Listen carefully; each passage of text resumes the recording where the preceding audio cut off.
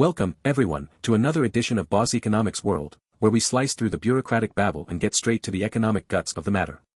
Today, we're diving headfirst into the whirlwind era of tariffs under the second term of President Donald Trump, a Trump who, with a flair for theatrics and an unapologetic disdain for unfair economic relationships, launched a barrage of tariffs aimed squarely at supposedly leveling the playing field.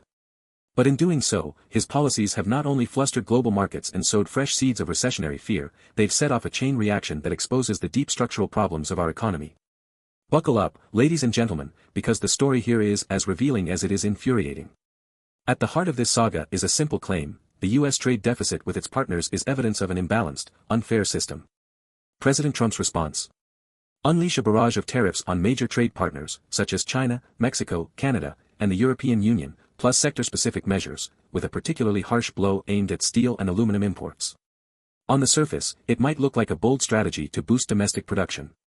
But, as any savvy economist will tell you, this approach is nothing more than a band-aid slapped on a bullet wound. Consider this: the U.S. ran a staggering net $1.2 trillion trade deficit in goods in 2024. That's not a minor hiccup, it's a systemic issue woven into the very fabric of the global economic system. The trade deficit isn't solely caused by flawed trade policies, it's the consequence of deeper, multifaceted factors. The US dollar's status as the world's reserve currency has created an ecosystem in which American consumers relish cheap imports, and multinational supply chains have, over decades, intertwined economies in a mutually dependent dance. Tariffs, while politically seductive, ignore these structural realities. Let's call a spade a spade. Trump's tariffs are like slapping duct tape on a sinking ship.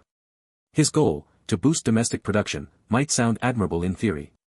However, the reality is much more chaotic. When you impose a 25% tariff on steel and aluminum, you're not just targeting bulk commodities, you're inadvertently hiking up costs for a litany of products that rely on these inputs. Machinery parts, appliance components, and yes, even parts of our beloved smartphones end up with a heavier price tag at the checkout. The irony is palpable: while trying to shore up domestic manufacturing, the tariffs are simultaneously increasing production costs and stifling competitiveness. Moreover, these tariff threats are being deployed inconsistently. For instance, while we see an aggressive stance on sectors like steel, aluminum, and even textiles, with China being our primary culprit in that arena, key products remain untouched. Automobiles from Japan and South Korea, energy products from Saudi Arabia, and even pharmaceuticals from India have largely flown under the radar. Is this policy a masterstroke of selectivity, or a haphazard approach that simply underscores the administration's indecision? Contemporary examples suggest the latter, creating uncertainty in markets worldwide. Traders and global markets are no strangers to uncertainty. In response to Trump's onslaught, traditional allies and longtime competitors alike have launched retaliatory tariffs. The tit-for-tat measures that have since spiraled into trade skirmishes risk undermining decades of global trade cooperation. Economic data from late 2023 already indicated that global supply chains were delicately balanced. Even minor perturbations can trigger significant ripples, and in this case, the escalating tariff war might just prove to be that proverbial straw that breaks the camel's back. Take, for example, the automotive sector. Trump has threatened both Canada and Mexico, countries deeply integrated with the U.S. auto industry, about levying tariffs on cars, even though many of these vehicles include U.S.-made parts and are assembled in American factories by U.S. companies. This not only jeopardizes the competitiveness of U.S. automakers but also risks alienating key trade partners whose retaliatory measures could further encumber the global market. Recent data from the International Trade Administration, ITA, suggests that retaliatory tariffs have already led to a 3 to 4% decline in auto exports from the U.S., a concerning trend for an industry already reeling from supply chain disruptions. Now, let's peel back another layer of this complex onion. While statistics paint a grim picture of the U.S. trade deficit, they often ignore the intangible yet invaluable contributions of intellectual property. For example, although a significant portion of U.S. smartphones are imported from China, a substantial share of their value comes from American-created intellectual property. In other words, while we talk about trade deficits on paper, these figures fail to capture the fluid nature of value in today's economy. The current approach, focused narrowly on physical trade, neglects how modern manufacturing and global value chains operate in practice. When an Apple iPhone is assembled in China using US IP, the trade deficit calculation misses a crucial nuance, one that far oversimplifies the reality of modern economic interdependence. The tariffs, in this sense, act more like blunt instruments rather than precision tools, inflicting collateral damage across a spectrum of industries that rely on a symbiotic global ecosystem. Recent data underscores the precarious nature of this policy direction. In 2023 alone, global manufacturing output fell by 1.7%, according to the World Economic Forum, while industrial production in nations like China and South Korea experienced significant fluctuations.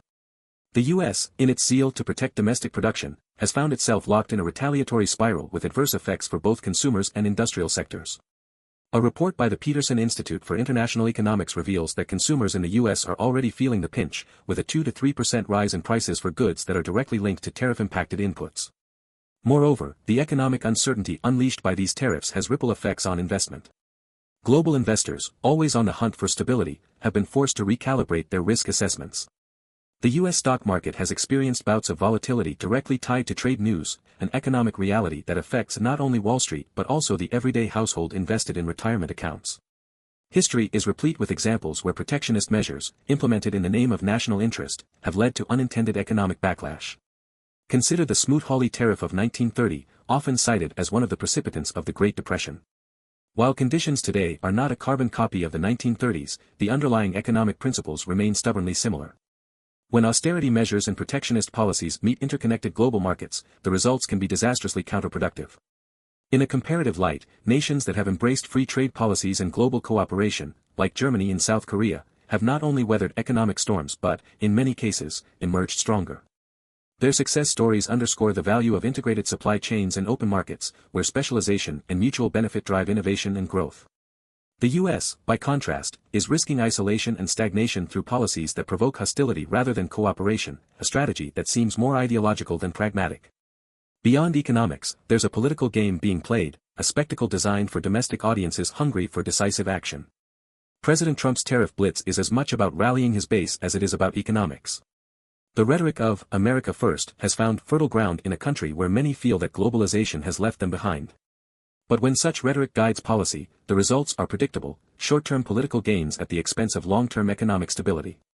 Critics argue that the administration's choices reflect a deep misunderstanding of economic interdependencies. By focusing on trade deficits in isolation, the policy ignores the dynamic realities of a global economy in which deficits are balanced by surpluses elsewhere or by intangible flows of capital, technology, and innovation. In essence, the U.S. government is crafting policies based on poorly understood metrics, and history is likely to judge such policies harshly.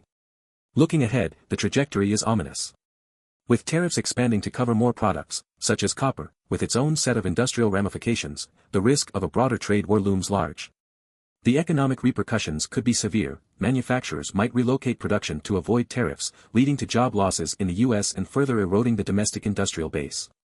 This cycle of retaliation and counter-retaliation threatens to freeze the dynamic flow of capital and innovation that underpins modern economies.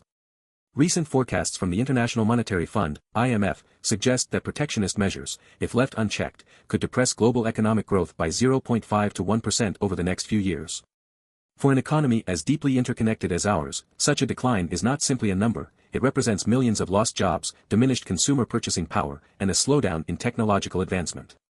The U.S., in its bid to fix the trade imbalance, risks tipping itself into a recession that could rival oil shocks and financial crises of yore.